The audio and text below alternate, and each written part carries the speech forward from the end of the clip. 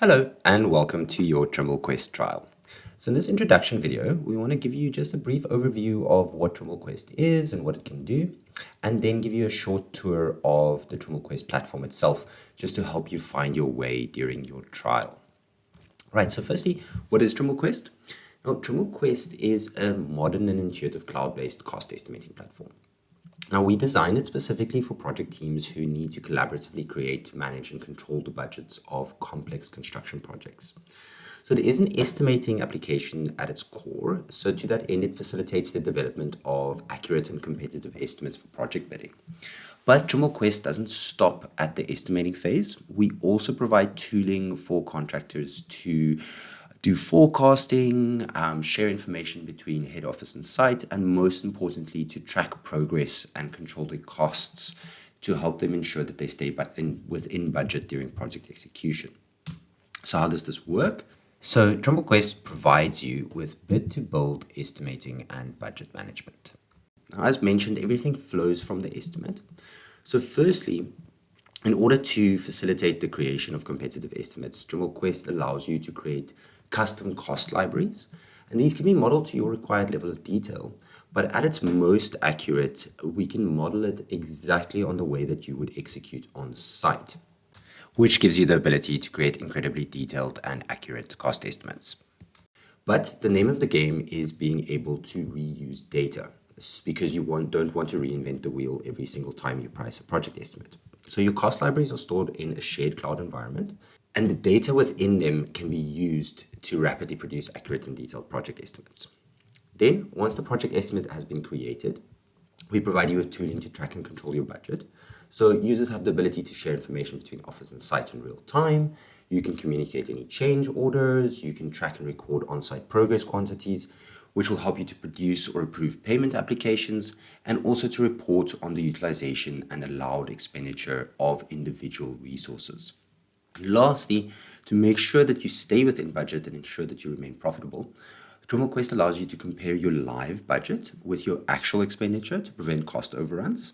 And it also allows you to plan by integrating your estimate with your project schedule, which can then be used within the Trimble Quest platform to forecast future resource and cash flow requirements. And all of this information can, of course, be continuously updated based on site feedback. So what Trimble Quest will allow you to do is to rapidly produce detailed estimates, submit accurate bids, capture your on-site progress, monitor your budget in real time, forecast future requirements, and ultimately deliver projects on time and within budget. Right, but now let's go over to the platform and give you a quick tour. Right, so here we are in the Quest application itself, and I'm inside of a trial workspace, so yours should look very similar. I want to just quickly go through the user interface. So within Quest, you always have this menu on the left-hand side that you can slide open. Now, this is the navigation tab. So this gives you access to the different modules within Quest. So you'll see here we have our projects, and then we have team members. So if you had a paid for workspace, you can have multiple team members within the same workspace, and you can set permissions on different levels. Also, if you needed to adjust any settings, you can do that here under settings. Then when we want to work within the workspace, we can just slide this menu closed. And now if we wanted to add something to the workspace, you'll see we have the two buttons at the top here. So we can add folders. So I could, for example, add a projects folder, and within that folder, if I wanted to go inside there, we can add any subfolders. So let's say we've got a folder for bidding, we could create that. So you can really structure your folders however you want and organize the projects into those folders. Then the next thing that we can do is we can add a new project. Now, if we click on new project at the top here, that will bring up our project template. We can give it a name, and if we wanted to, we can set advanced settings like the currency, where the project located, etc. But now another very important thing to note here is this data source concept. Now, if you recall, as we said, the name of the game within Quest is to reuse data. So what we typically do when creating a new project is to add a data source, and that data source will typically be your costing library. But in this case, I'm just going to add the example project that is inside of this workspace. Now, adding this data source means that when we create the project, we can pull information from that data source when pricing our project. So if I then click on create project, that's going to create the project for me. We have that project here now as a standard project, and then I can click on that, and here we can set any further information that we want, contract details, etc.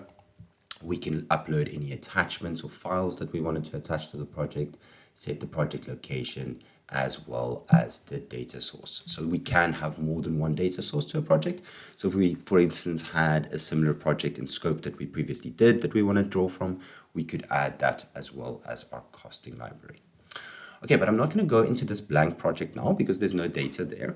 And what I want to do is I want to just quickly take you through the example project to give you an idea of how the data is structured within a project estimate within Quest. Right, so let's go into this project here.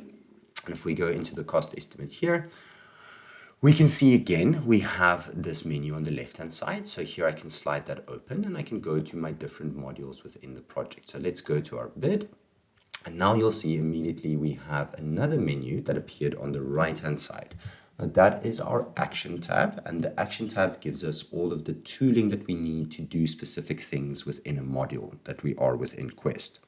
Lastly, if we want to add anything to the project, we can do that with the buttons at the bottom here. So we can add an item or a section, we can import things, we can export, etc. So when you want to find things, left-hand side menu. When you want to do things, right-hand side menu. And when you want to add things, the buttons at the bottom.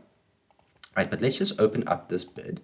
So you'll see within this bid, which is already priced, we have a number of line items. And these line items has a bid quantity and they have a unit. Now, none of this is hard-coded. You can set this up in the structure and format that you want. This is simply an example. But I just want to go into where these net rates are coming from.